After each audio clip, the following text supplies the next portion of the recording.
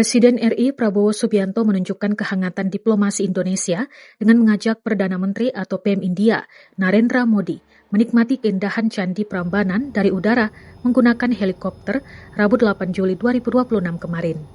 Setelah lepas landas dari Bandara Yogyakarta International Airport, helikopter Super Puma berwarna putih yang membawa kedua pemimpin negara tersebut tampak mengitari kompleks Candi Hindu terbesar di Indonesia ini.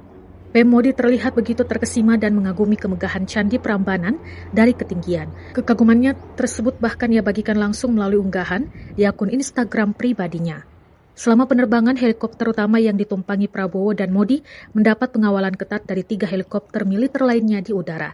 Kunjungan ke Candi Prambanan ini sekaligus menjadi penutup dari rangkaian kunjungan kenegaraan PM Modi di Indonesia yang berlangsung sejak 6 hingga 8 Juli 2026.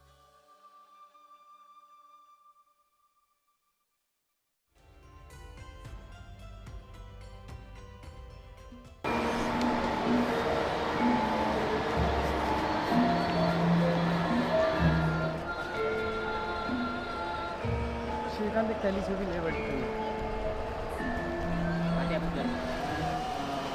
Nandi 54 Parvaras. Parvaras is around that was in one night. But then after 999,